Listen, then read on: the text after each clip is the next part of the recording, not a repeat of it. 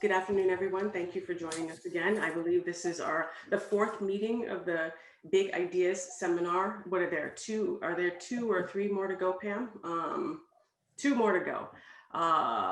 So today I am so incredibly excited to be able to introduce the set of panelists who've agreed to join us, a pretty remarkable group. The first is Danielle Allen, James Bryant Conant, university professor and director of the Edmund Safra Center for Ethics at Harvard University. Monica Bell, who's an associate professor of law and associate professor of sociology at Yale University. Our own Cornell Brooks, who's the Hauser Professor of the Practice of Nonprofit Organizations and Professor of the Practice of Public Leadership and Social Justice, and also the director of the William Trotter Collaborative for Social Justice here at the Kennedy School. And then we have Veshla Weaver, who's the Bloomberg Distinguished Associate Professor of Political Science and Sociology at Johns Hopkins University. And my name is Sandra Smith. I am the Daniel and Florence Guggenheim Professor of Criminal Justice, also professor at the Radcliffe Institute, and I will speak last. We have learned that Danielle Allen is having some technical difficulties. So as soon as she arrives, we will fold her into the proceedings. And so now— I just made it, Sandra. I'm so sorry. Oh, no. Oh, excellent, excellent. So Danielle, I'm assuming that you might want to take a breath before you jump right in, unless you're ready to go. I'm assuming your breath would be nice. It's up to you. I can go if you want to keep the order. And I'm really so sorry. No, please don't apologize. So if you are ready to go, I am ready to hear you. All right. Okay. Let's go for it. Thank you. So it's a pleasure to be here. This is such an important series, and I'm grateful for the opportunity. I'm Danielle Allen. I direct the Edmund J. Safra Center for Ethics here at Harvard, and I'm a political philosopher. My work has spanned a variety of policy areas, from justice, including both historical and contemporary dimensions, to education, to public health, to democracy. So I am going to go ahead and start sharing my screen so that I can use my quick number of minutes here. So my one big idea is the principle of association. I don't love this name because it's abstract. And so if by the end of this, you also help me come up with a different way of labeling this, that would be a great benefit. So perhaps I'll have to stick with the principle of association. The principle of association flows from 6 basic ideas. Human beings are social animals. All human well-being flows from healthy social connections. When violence or harm occurs in a community, it flows from social relationality that has gone wrong. Addressing violence, harm, or wrongdoing requires repair to social relationships. Victim, wrongdoer, and community all are in need of social relations being repaired in order to establish a foundation for their present and future health. The process of repair should focus consistently throughout on the quality of relationships to which an offender is connected and the opportunities for healthy socialization available to an offender. So in other words, the goals and the methods of policy in justice, but also other domains, should be about healthy social connections. That's what the principle of association centers. Healthy social connections, again, both in the process of policy and process of administrative procedures and in the outcomes sought. The principle is in use already in the Netherlands and Germany, and indeed the language, the name, the principle of association is the vocabulary used in the Netherlands. So I have just taken it from that context. This important 2013 report from the Vera Institute outlines the principle in operation in these 2 contexts. Here are some examples of how the principle gets formulated there. In Germany, the goal of the small portion of their sanctioning system that is about incarceration is to enable prisoners to lead a life of social responsibility, free of crime upon release. And the goal requires that prison life be as similar as possible to life in the community. In Germany, they call this the principle of normalization. And then the work is organized in such a way, or the incarceration is organized in such a way as to facilitate reintegration into society. In other words, it's not just that the goal is reintegration, the actual experience of the sanction itself already has to have that principle of healthy social connections embedded in it. In the Netherlands, in the 1998 Penitentiary Principles Act aims for the resocialization of prisoners. They explicitly use this principle, and their definition, according to it, prisoners are encouraged to maintain and cultivate relationships with others, both within and outside prison walls. Mm. All right, so in concrete terms, with regard to incarceration, this results in Germany, only 6% of sanctions being incarceration. In the Netherlands, 10% of sanctions. Of course, in the US, as of 2013, 70% of our sanctions were incarceration. So the principle of association has really driven these countries or sort of supported decarceration, supported a really limited use of incarceration in these countries, precisely because incarceration by definition is breaking social connections. And so it is by definition a problematic form of sanction. So the principle of association replaces a principle, the principle of alienation, which is actually has been historically the cornerstone of punishment from antiquity up until the present, I would say. And this is a small passage from the King James Bible. Judges and officers shalt thou make thee at all thy gates, which the Lord thy God giveth thee throughout thy tribes, and they shall judge the people with just judgment. The importance of this passage is the reference to gates. Judges were at gates because one of the things that judges did in antiquity was to sanction people with exile, to cast people out of the community. And that's what I mean by the principle of alienation, a casting out of the community. In antiquity, however, this principle of alienation, harsh as it sounds, actually offered the exile a second chance. Although the exile had to leave their own community, they could go elsewhere and reestablish themselves, build a new social universe, a new life. And in that regard, in antiquity and even through the early modern period, the principle of alienation was actually a second chance principle. It recognized the need of the offenders for social connections and just said, not here. You can't have connections with us, but you can have connections someplace else. The principle of alienation as a second chance disappears in the middle of the 19th century when the world solidifies in terms of the division into nation states with reified borders. Passport control comes in the middle of the 19th and late 19th century. And from this point on, the principle of alienation, the casting out from the community, can no longer be connected to a second chance. Incarceration replaces exile, mass incarceration begins. And as people are cast out of the community into prison instead of into new communities, they are the connection to the possibility of new social relationships is ended, of healthy new social relationships. And in the US case specifically, the sort of structure of racism in the country, systemic racism, white supremacy, is then parasitic on the principle of alienation. It is a second dimension of alienation that solidifies the system of mass incarceration. Because though I see systemic racism is in fact parasitic on this underlying principle of alienation, my view is that transforming the criminal justice system requires us to displace the principle of alienation and replace it with the principle of association. So the argument I'm making in other work is that ending mass incarceration does require replacing, as I said, that principle of alienation with the principle of association and reorganizing our system of justice around it. What this would mean is that every dimension of our justice system, we would have to ask the question of how we facilitate healthy social relationships, not just for the victim, not just for the community as a whole, but also for the offender. Ultimately, this is a driver in the direction of massive decarceration, again, because incarceration is by definition something that violates, harms, interrupts the possibility of healthy social connections. One has to open up a universe of alternative sanctions, and all of those alternative sanctions should have that project of building healthy social relationships at their core. So the big idea is that a principle of association at the core of our system of justice would help us transform it, would help us build a health concept and orientation into the heart of the justice system, and would be one piece of a new foundation for an egalitarian society that supported the flourishing of all our communities, regardless of origin.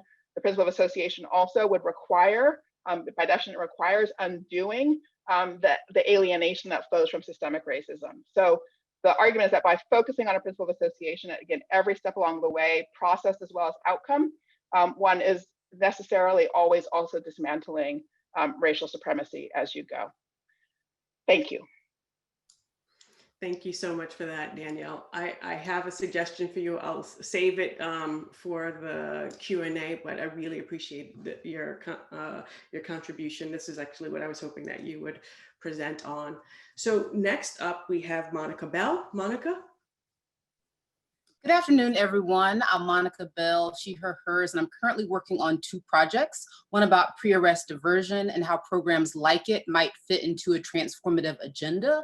And the other is about what I'm calling racism response funds, or ways that communities can collectively promote healing after routine racist incidents. But today, I'm going to talk about something else.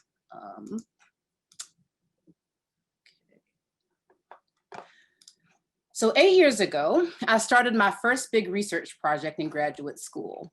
I was studying how Black women in Washington, D.C. interacted with the legal system, and I wound up writing mostly about how they thought about police.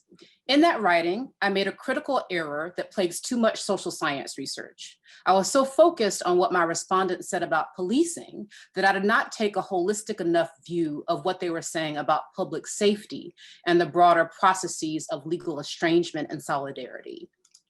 To illustrate what I mean, I want to briefly tell you about my interview with Elmira, then a 41-year-old Black woman who was living in the then gentrifying and now gentrified neighborhood of Columbia Heights. When I asked her about the specific positive changes she had observed, she answered, "I see a whole lot of condos being built really, really fast, and I think that's good. I got tired of seeing Black people all the time. I want to be able to understand other people's cultures. I started seeing gardens and people that show interest and come to the community and motivate you and your kids. They have a one-stop where kids can go and play ball after school and earn stipends. I think that it's better than when we were coming up because there was nothing to do. We had to fight for summer jobs. We had to wait until school came back around until we could get our jobs back. I think it's changed for the better for my children and my children's children. There's a lot more things to do instead of hanging out and being afraid to walk down the street. More police presence is here and you feel a little bit safer. It could be better with the noise control sometimes. I understand on the weekend they're having parties and all that, but I'd never seen that when I was coming up. They have parties and it's all lit up. We didn't have that. There wasn't no money, and if there was, we didn't know about it. It's a lot of better options in food, shopping, and better quality of food. I'm just glad I have a chance to be a part of it." Elmira's new sense of security in her redeveloping neighborhood had numerous components: economic integration, racial integration, greening, increased community engagement, employment opportunities for youth, social activities for adults, and widely available healthy food. But if you ask a policing researcher, what makes Elmira feel safe? Chances are that researcher would respond, "See?" She said more police presence. But narrowing Elmira's thoughts about safety to one statement gives a false sense of her vision for a safe community. This story reflects so much of how social scientists positioned themselves in the summer of 2020, when, after the deaths of George Floyd, Breonna Taylor, and more, protests of police violence echoed through streets all over the world, and when calls to cut police funding echoed through corridors of power.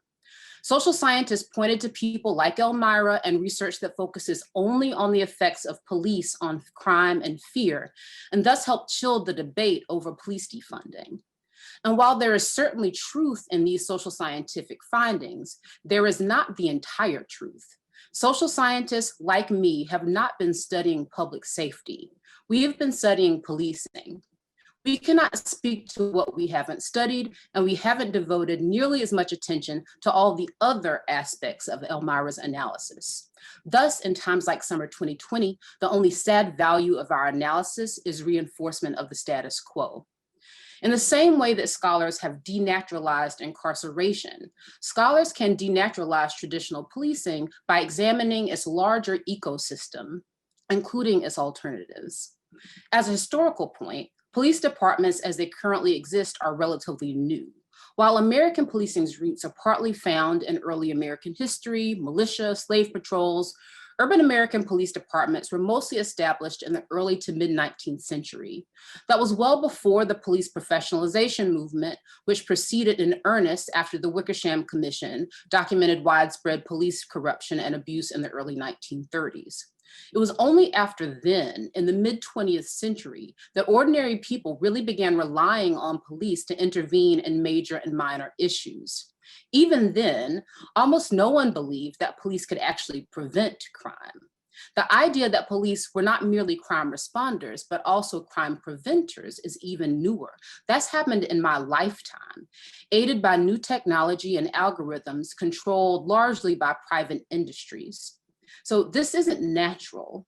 It doesn't have to be this way, and there has always been more to safety than policing.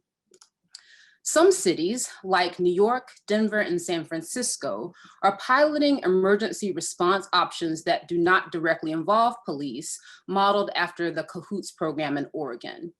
We need rigorous study of these programs, quantitative and qualitative, theoretical and practice-driven, to see how they work and don't work, and to gauge potentially unexpected outcomes and intervening variables.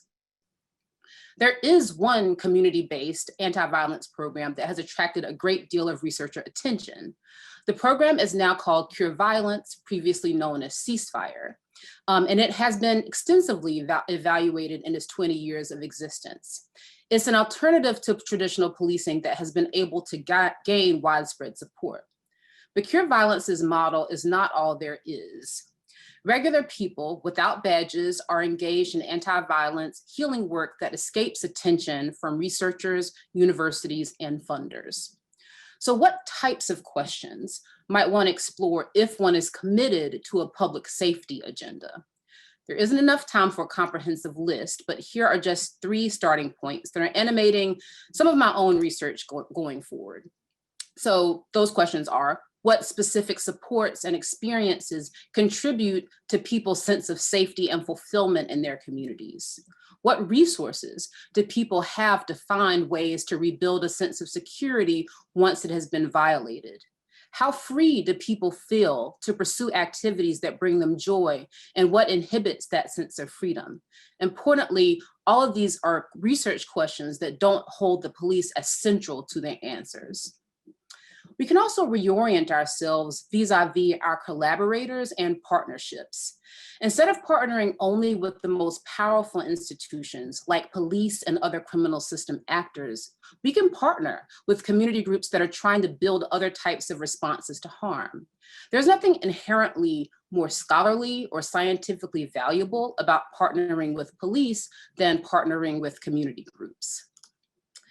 And finally, we also need to rethink notions of social importance in social science as researchers and as people who evaluate and fund research.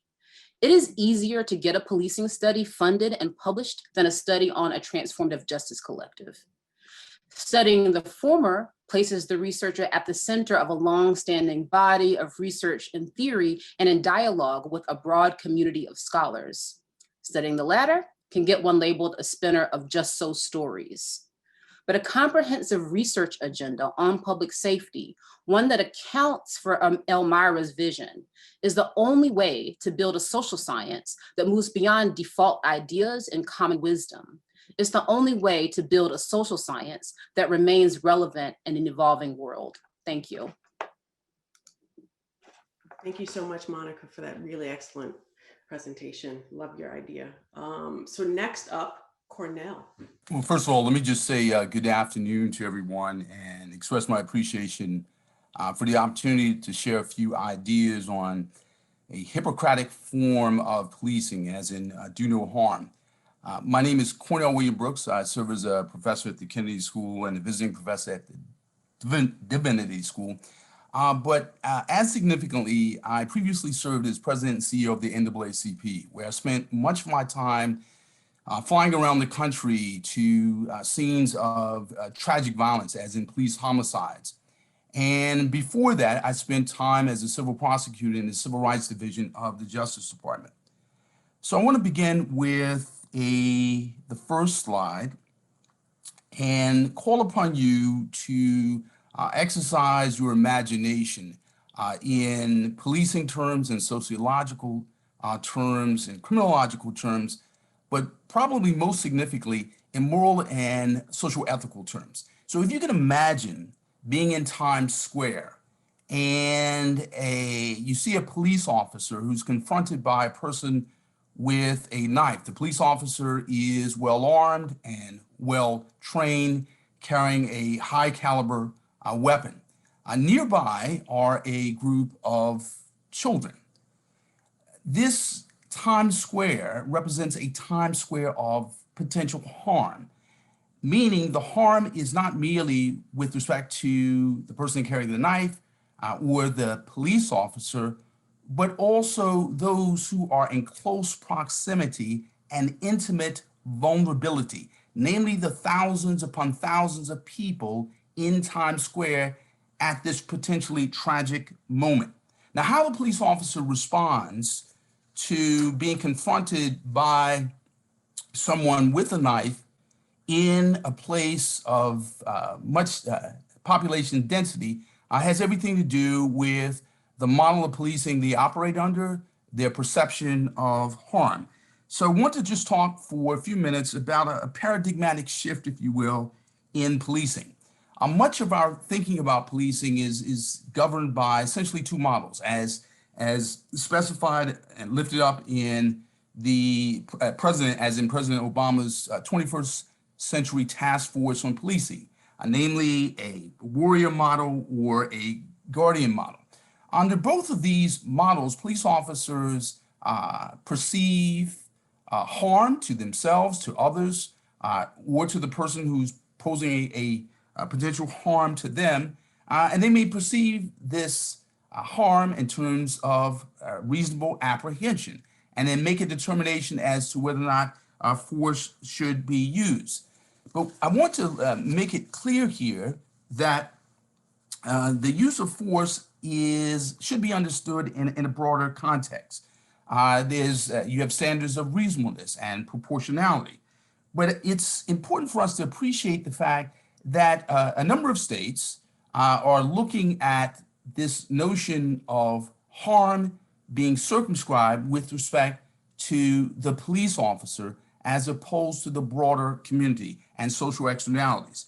So for example, in terms of new statutes, California specifies quote, a peace officer shall not use deadly force against a person based on the danger that person poses to themselves. If an objectively reasonable officer would believe the person does not pose an imminent threat of death or serious bodily injury to the peace officer or to another person. There's a disconnect, if you will, between this sense of harm relative to one's profession, relative to other professions. Meaning, if you think about a physician practicing their craft, their vocation, their trade in the midst of this coronavirus of 11 million cases and counting, there's a high risk of exposure where physicians are using PPE over and over again. But this risk of exposure, this risk of harm is not shifted to the patient as is so frequently the case with respect to people who come in close contact with police officers. This obviously has very serious consequences for the life and well-being of people, as we all well know. There are 1,000 people who are killed by the police every year. There were only 27 days in 2019 where police did not kill someone. Black people are 3 times more likely to be killed by the police than white people.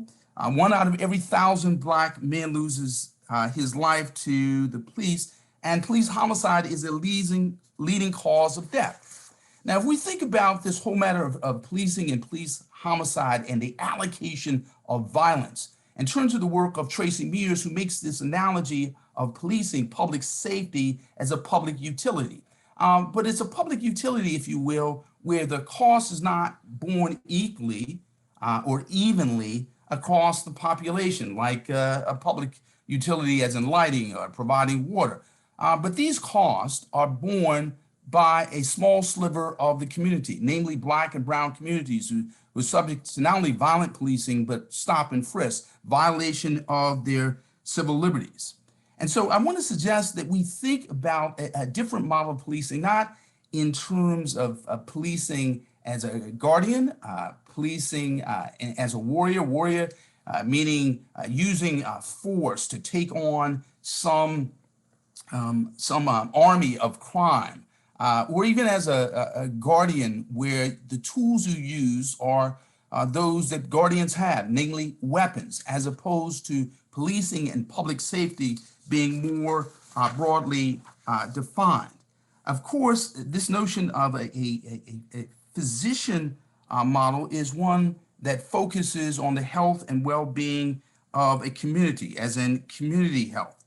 It's important that when we appreciate the notion of a physician model of policing, is one in which we understand that the harm of policing goes well beyond violence narrowly defined. So if we turn to the work of Desmond Ang and note that children who are essentially bystanders, witnesses in terms of social media, in terms of their interaction with police on the street, that grades suffer, absenteeism go up, emotional disturbances increase as a consequence of their proximity to police homicide.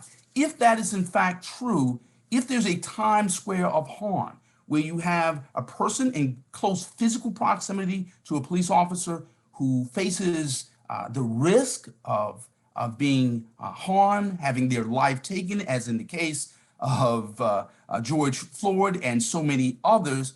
But if we look beyond that interaction to a sea of children, a sea of people who suffer emotionally, psychologically, who suffer in terms of their sense of well-being, their sense of safety, their sense of security, broadly defined in human terms and health terms, then it is clear that when police officers take the life of a person, the harm goes far beyond the individual who lost their life. In other words, the hashtag is not merely something that trends on Twitter. It trends in communities, it trends in people's spirits, and trends in terms of their sense of well-being.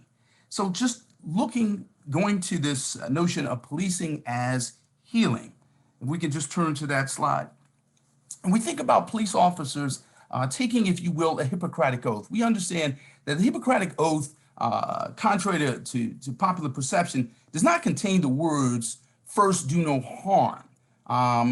Words that speak to not harming the patient, not engaging in bringing about deleterious results or harm, or engaging in mischievous conduct with respect to the patient. In other words, not harming the patient, focusing on healing the patient. So if we think about policing as healing, looking at not harming communities, that has everything to do with a different way of understanding harm and a different way of policing the community, and engaging more players, more actors, more participants in the public safety enterprise.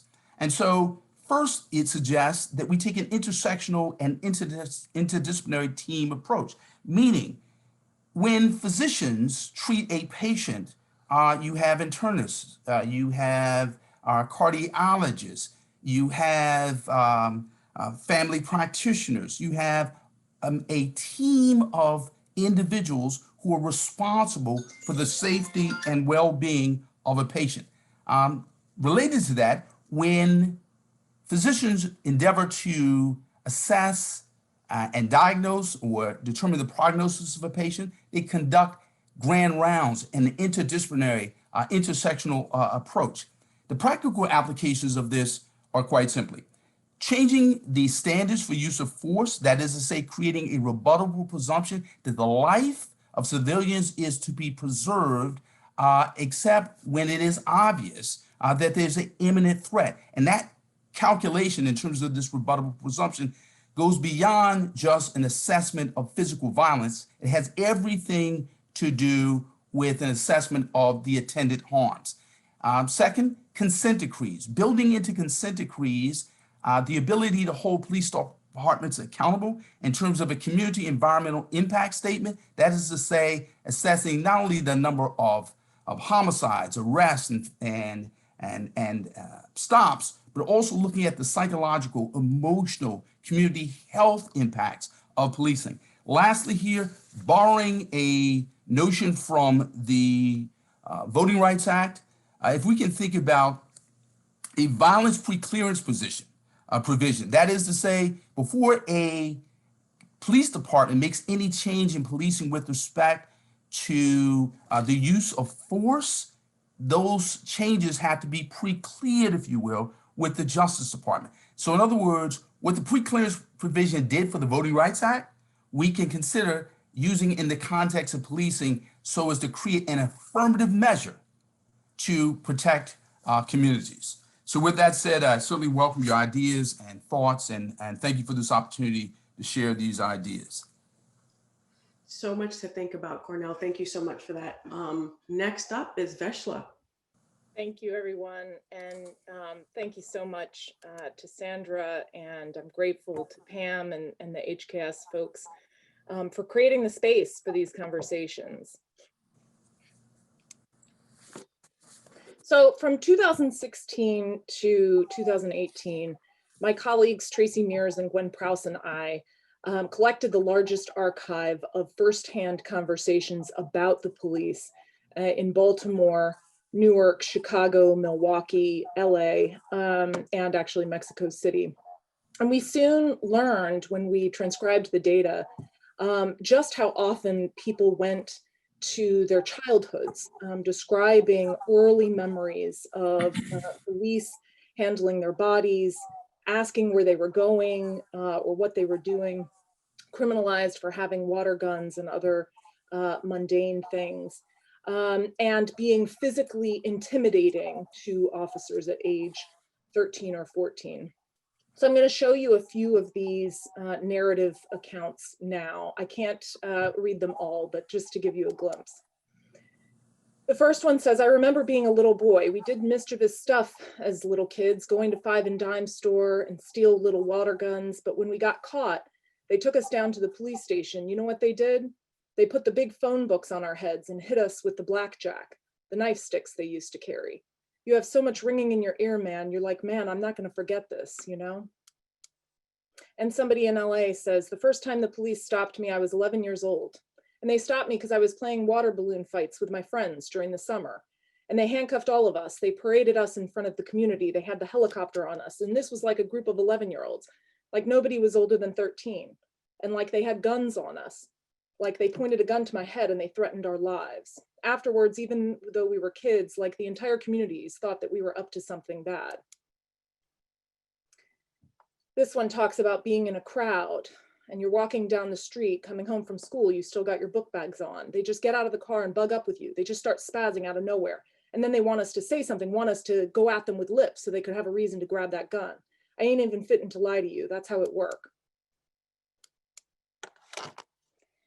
And then the final one describes having an experience where her kid was beaten at 9 years old. My son was 86 pounds. When he tried to push past and go in the house, he lifted my son off the ground with his elbow, where his legs was dangling in a chokehold. So what I did, I went to the Big Brothers program and I looked for a police officer that was white to be my son's big brother, to show him that every officer is not like that. Today, I want to argue that we need to describe policing as a childhood intervention. And we need to develop a set of institutional interactions not defined by surveillance, but that promote attachment to institutions that reinforce citizenship, youthful agency, and civic health. We should be developing youth as active and engaged citizens with healthy democratic habits, not subjects of surveillance, normalized the routines of kissing the pavement or a police pat down. Instead of providing an education in subjectivity, we should invest in expanding kids' opportunity to take action together, to make claims on their governing institutions, and to build power towards Black and Brown liberation. The policing of children and teens is prevalent, It occurs early in the life course, and its correlation to offending has gotten weaker over time. This is New York City, where officers stopped more than 700,000 kids from 2006 to 2016, a rate that approximates their stop rate of 25 to 30-year-olds. This has been replicated in national sample after national sample of self-reported contact, most showing that a quarter of youth have experienced an arrest by the time they turn 23. In my own study, the median age of onset of police stops was just 14 years old. For Black kids, it was age 10. The modal age was 10. This has been replicated in the Fragile Families sample, in the National Longitudinal Study of Youth, and the dosage of this contact is strong. Of those who were stopped in childhood, half reported being stopped over 7 times. And of course, they have a weak correlation with offending. And I'm glad Rob Sampson talked about this in the first presentation in this series.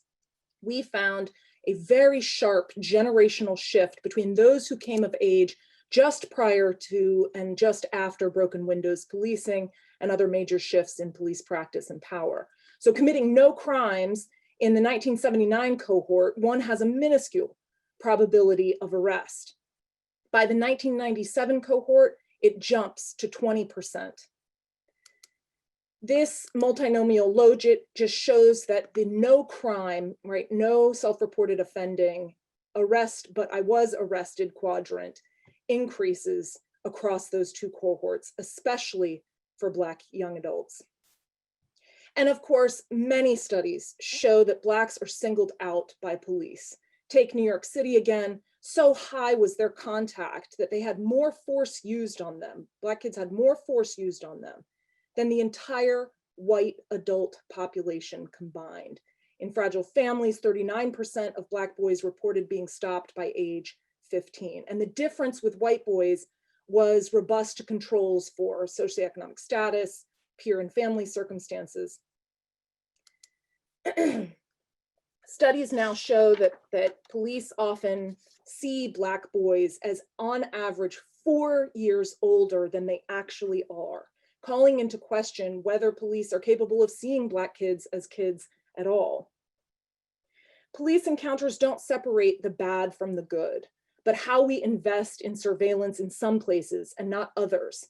Youth who were policed had experienced a range of other institutional failures at a young age. And of course, they found their basis in a historical discourse that constructed kids in race-class subjugated communities as super predators who were, to quote one leading expert at the time, not merely unrecognizable, but alien and without remorse. This justified the targeting of youth for mundane behaviors and tended to criminalize play.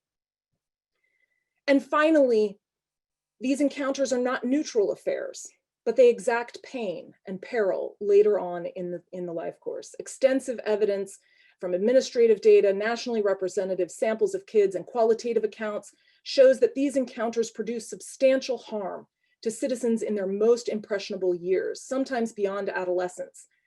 Violence, racial invectives, and humiliation surrounded these encounters. Paul Butler in Chokehold has shown that youth experienced pat downs as a form of sexual terror and understood their bodies were state property. Studies have shown a range of adverse outcomes for child development and future prospects, from compromised mental health and PTSD to slippages in educational achievement among a group of youth who already were experiencing institutional failures. One example is the rollout, the variation in the timing of a rollout of a police surge. I timed myself and I'm already out of time. Let me just say, or 3 minute, I wanted to show you a video at the end. Stops themselves are criminogenic and tend to foster later offending. And of course, my own work has shown that they construct anti-citizens. Police stops are occasions for dramatic occasions for political learning, where people receive negative lessons about how governing institutions operate and position them. Perhaps it's not surprising then that kids take up elaborate strategies to minimize their contact, habits that themselves trouble the extent of their freedom of association and movement. In short, policing of youth as a childhood intervention is a policy failure. It converts disadvantage into marginality and racial injustice. It exposes kids at a tender age to anti-democratic institutions. And we're hard pressed to find another policy domain with such clear and detrimental effects for youth. And yet, despite this mountain of evidence, we have done little to counteract police contact with youth and the harm it entails.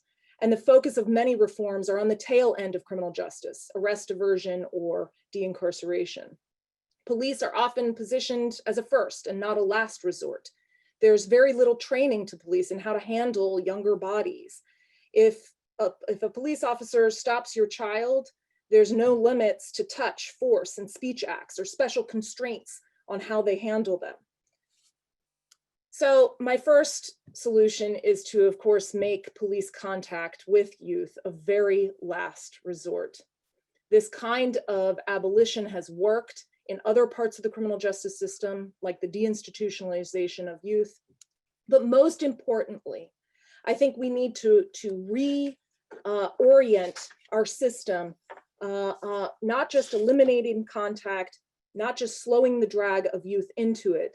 We need to reorient how the state relates to youth.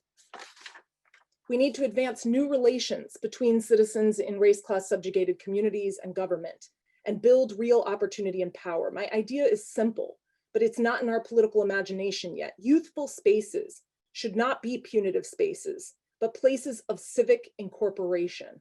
What if instead of future wards going through processes of civic ostracism and criminalized identity development, we positioned youth as civic anchors, the next generation of leaders as active democratic citizens with civic significance?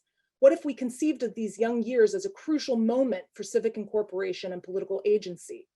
We need to divert kids to institutions with a more democratic character, institutions that enhance civic skills and endow them with positive lessons about government, that affirm their worth and positive socialization.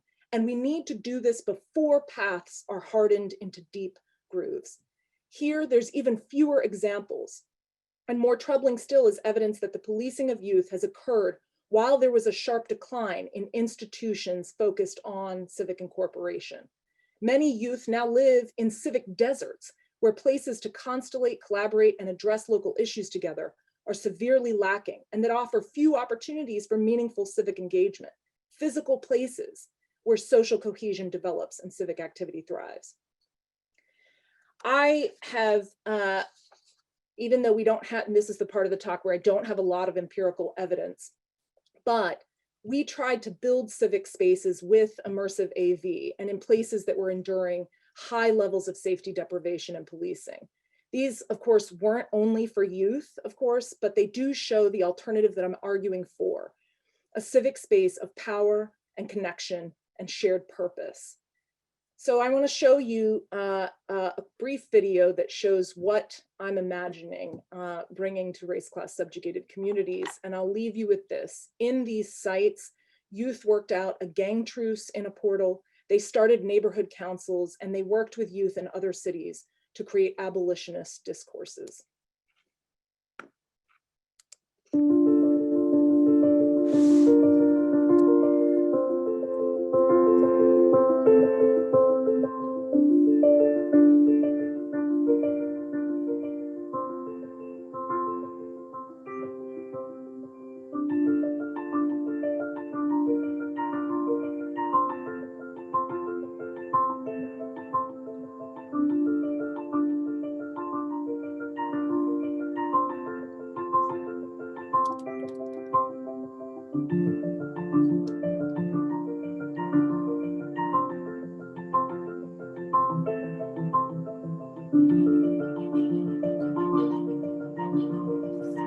There's a lot of police brutality out here. There's a lot of racial profiling, and it's the top of the discussion everywhere I go. We promised ourselves as young Black folks in Ferguson, everything we see, feel, breathe here, I'm taking it home.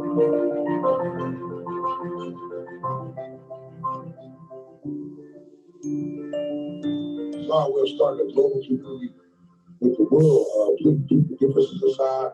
This is our way of killing stereotypes. This is also our way of giving people the truth about culture.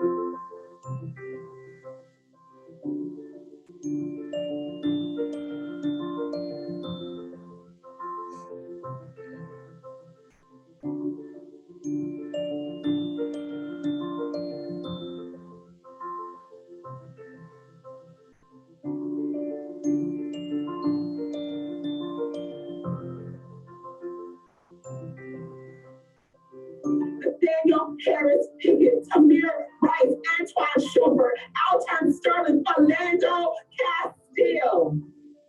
Verily, verily, the Spirit says to me, don't look away.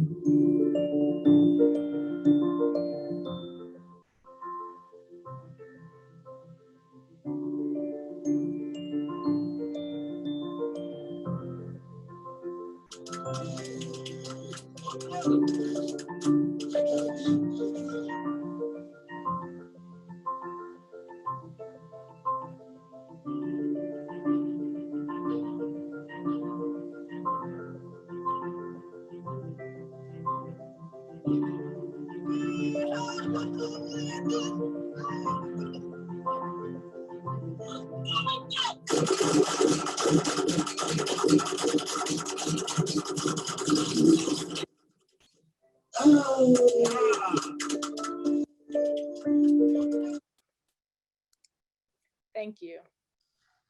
Thank you so much for that extraordinarily powerful presentation, Veshla.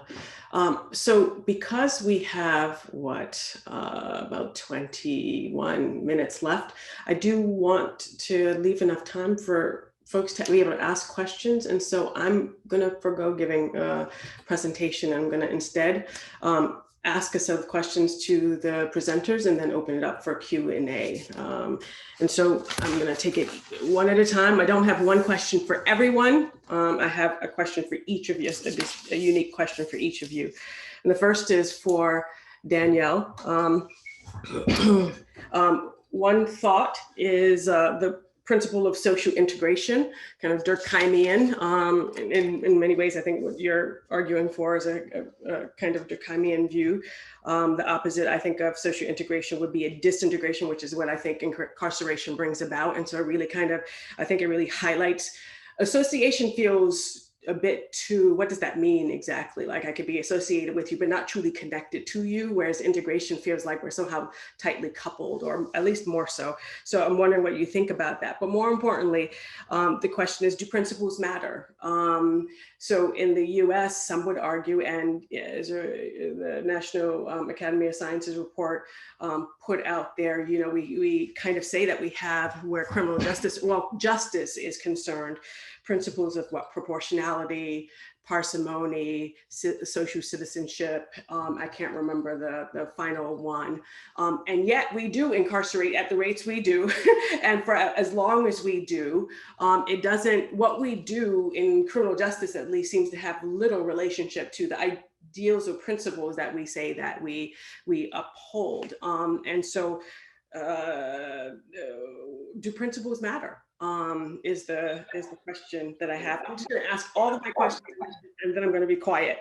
Monica, I was wondering how community members imagine community safety themselves. I was having a really interesting conversation this morning with a woman who heads up the Center for Policing Equity, and what she described were community members who, you know, they want change, they're very clear about that, but they're not always very clear about what they want that change to look like. And so I'm wondering if folks, to what extent people are able to articulate a vision that is actionable, do this, do that, and what gets in the way of not being able to do that. Cornell, I think in some ways my question for you is maybe similar to the question I have for Danielle. I think about policing as healing. I think about the Hippocratic Oath, but I also think that in healthcare institutions and social work institutions, all of these institutions are, one could argue how else do I say it?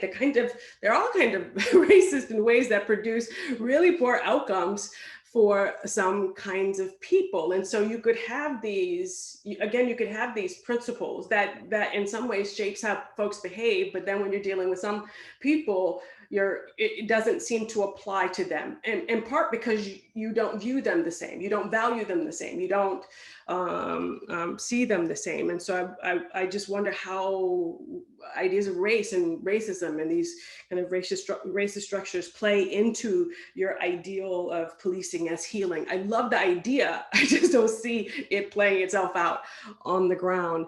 And then Veshla, when you were speaking, I was thinking about how I came to be socialized around civic engagement.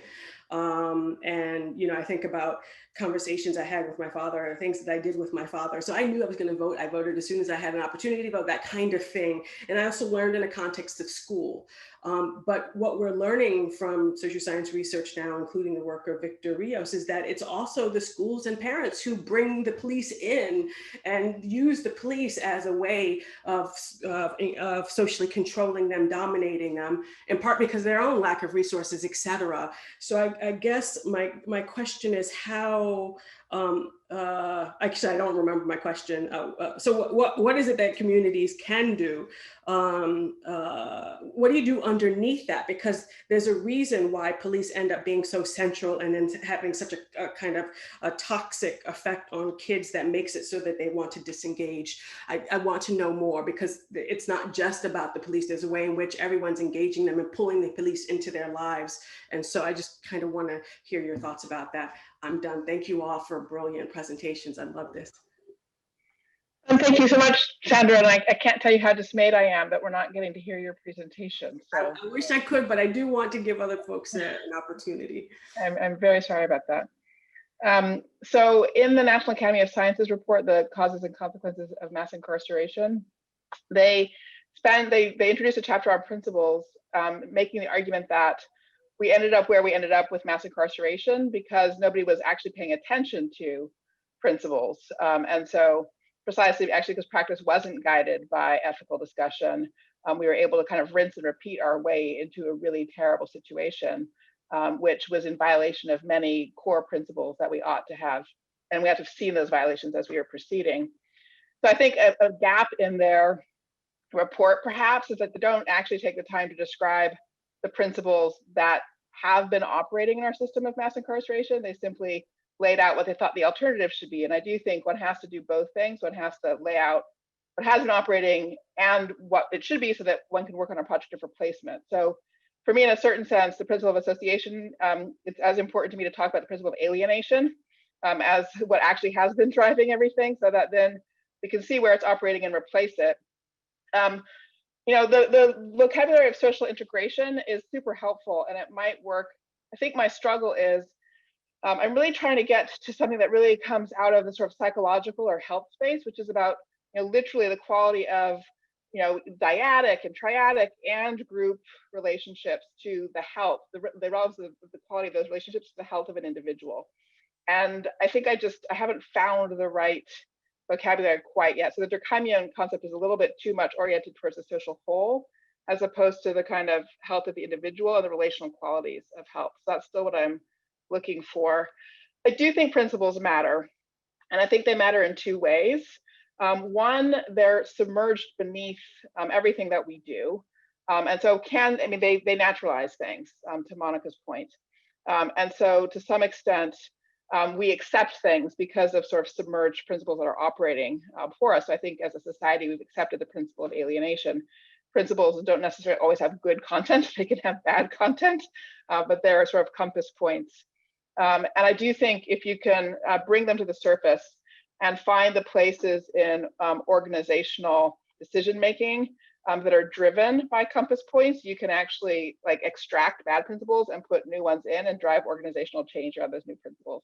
And this is not a novel idea. In some sense, it's sort of like, if you go to a business school and talk about organizational change management, it always comes back to figure out your mission statement first, and then you kind of work your mission statement through all your practices and your protocols. And in some sense, what I'm trying to do is provide an articulation of a mission statement that would force reorganization of practices at all levels in ways that undo principle of alienation, white supremacy, et cetera. So yes, so that's the work. Thank you so much, Danielle. Yeah, so thank you also, Sandra, for the question. And of course, because of the time being short, I didn't spend a lot of time with my thank yous, but I'll offer them now. So with respect to this question, I think this question, which is essentially, can community members express what their policy goals are?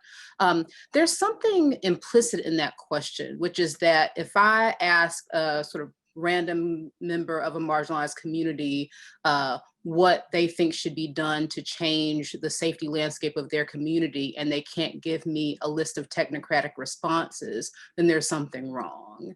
And that is a strange way to think about how the type of expertise, the type of information that would be relevant to an analysis of public safety. So I actually don't think it makes sense to go to communities for like people like me or technocrats or whomever to go into communities and say, okay, what do you want? And then if people can't articulate a full set of policies, then their information is not relevant. Instead, we need to be thinking about policy proposal as a dialogue in which we learn from the experts on their community about what is most valuable to them and what they think is most needed, and then engage in a dialogue that sort of plans out what those interventions will look like. But I think, unfortunately, we've kind of been at a place where we give a community member a seat at the table or something like that, instead of really making them power holders and articulating what's most needed. I have a lot more I could say about that, but I think just like rethinking expertise is item number one in my thoughts on that question. Really appreciate that. Did not want to give the impression that I was suggesting, or that the woman I spoke to earlier suggested, that there should be like a list of policies. Her mindset and mine is that this should be a dialogue. It should be a discussion among people, but it does require some, what do I think might work in this context, which doesn't have to be strictly, policy speak or policy oriented, but here are where my issues are, and here's what I think might work. And so that's where I'm coming from. Cornell?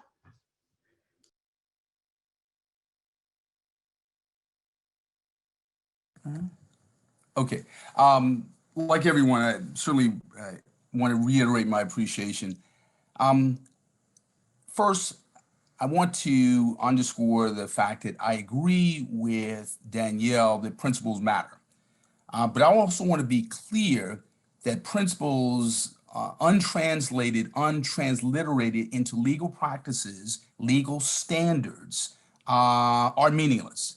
And so hence the emphasis on police as healers with respect to a particular legal standard, with respect to a particular legal practice, namely consent decrees. So the legal standard creating a rebuttable presumption with respect to the valuing of life and the valuing of life writ large in terms of the community health. So that's just particular practice that can have real world consequences. So when we think of, for example, Ferguson and the consent decree there was an ethical determination by young people, right? I was there. Young people said there's a problem with predatory policing and predatory taxation, which resulted in a cap on municipal fines. So that is to say the commodification of Black and brown bodies. Let's pick up these teenagers for minor offenses to fill the coffers of city government. An ethical principle that was translated into a cap on municipal fines, which had a significant reduction in the arrest rate for minor offenses. So when we think about consent decrees, very specifically, we can have the Justice Department do more of those. We see the difference between the Obama administration and the Trump administration, particularly voluntary consent decrees, using them as a vehicle to do things like, quite literally, assessing police homicides in a broader context, which empowers the community to say, not just we have this hashtag, but let's look at the impact on children. Let's look at the impact on the emotional well-being. So in other words, the cost of this is translated into economic terms, cultural terms, public health terms, in ways that gives the community more leverage.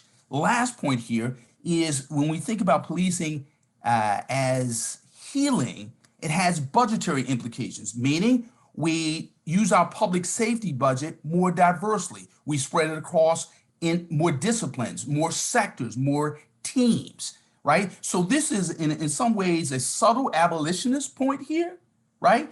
There are parts of policing we need to abolish. We need to blow up. We need to end. And so the point being here is we're moving from principle to specific legal practices to policing practices while giving the public leverage. Last point, when we think about the most effective civil rights statute on the books prior to Shelby versus Holder, the the Voting Rights Act, with Section 5, meaning having a pre-clearance position, you can't make any changes in terms of the time, manner, and condition of voting unless you go to the Justice Department and get permission or get it from judge. Why can't we embed those kinds of provisions explicitly in consent decrees and elsewhere? So it's a practical start. It's not a full start, but it is a means of translating principle into practice. Thank you very much for that, Cornell. I really appreciate it. And Veshla. I'm happy to cede my time if we want to get some audience questions. Sandra, I love your question, and you and I could talk about this for hours. But I want to. So unless you want me to offer a response, I would give it over to the audience. Well, let's open it up, and if we have silence for a bit, you can take over. Okay. So why don't we start with graduate students, anyone interested in asking a question, please put up your hand, use the raise hand function.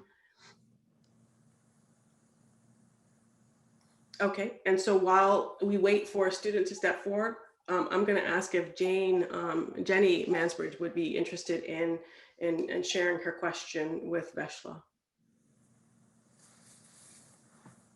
I didn't expect to ask my question so quickly. I said, after all the other questions you're asked, because this is a very small question, Veshla, what happened to the Police Athletic League? Were there studies of that? Was it a sham? Did it actually accomplish some of the things that it was supposed to accomplish? Was one of the things that anybody thought that it might accomplish actually socializing the police? In other words, bringing the police into an associate, to use Danielle's words, of an associative, integrative relationship with the kids on the block. Or I just, it's something of my childhood. I'm not in this field. So thank you. I'd like to, if you know anything about it. Thank you, Jenny. So it's interesting that you mentioned the Police Athletic League. When I was shocked, when I was doing this research and then went scouring everywhere I could find for any programs that were not just about scaling down, ramping down police youth contact, but also provided like an alternative, provided a chance for youth to build together, to share their narratives, to engage in collaborative projects, to transform, right? To become social justice actors themselves. I was so shocked at how little I found. Literally, the models that exist are, Kathy Cohen's BYP 100, which is amazing, and probably many of you know of it. There's a Yes Loitering, Youth Build USA, the Chicago Freedom School. There's a couple others that I came across that were very much about taking youthful experiences with the police as the springboard, as the site of mobilization and collective action and storytelling and critical resistance, and building kind of, youthful democratic habits. And the Police Athletic League was one example that my research assistant, when he went scouring too, located. I have not seen any empirical studies. I remain, and in some of the portal's narratives, people will mention, it used to be that like police would come in and hand out presents at Christmas time. We used to know kind of officer friendly. I don't know how much of that is this sort of nostalgic, but it comes up a lot that like when they were kids, they used to have, particularly the older generation, they would note, you know, police were very integrated into their communities. They knew the community, they knew Auntie so-and-so, and they would come by at Thanksgiving time and deliver some turkeys, what have you. I remain skeptical of efforts to bring police into, you know, we have to remember police are armed enforcers of the law that are there to surveil and sometimes kill. And I'm skeptical of bringing police into spaces that are leisure spaces, youthful spaces, educative spaces, and making them more prevalent, right? These are communities in which police are so thoroughly embedded in the fabric of social relations and coming and going and just coming from school. I mean, in Chicago, in one of our portal sites, the police literally walked the kids home from school, right? There's 1.6 million children go to school where there's law enforcement personnel on staff, but not a single school counselor. And so I do not think the solution is embedding police more into the physical structures and daily communal life of communities. And I think Elizabeth Hinton's book has shown us that time and time again, when communities would come up with their own program to address safety deprivation, oftentimes they were told you will only get money for this if the local law enforcement gives the approval. And so that brought policing more into spaces that should be distinct spaces of leisure and play and education, and not spaces where ultimately police can shift from being social worker and happy officer friendly into a more punitive role. That's my personal opinion. But I think historically, we have evidence of where that can really go wrong. And I would highly recommend Elizabeth Hinton's book. Thank you. Thank you so much for that, Veshla.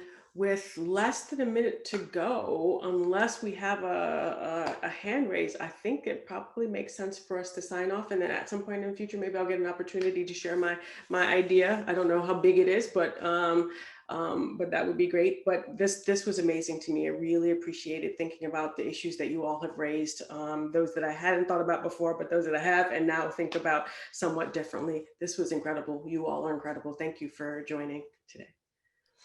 And thank you all, the audience, for being with us today. Hope to see you all. I think next week is the second to the last that we have. Okay, thank you.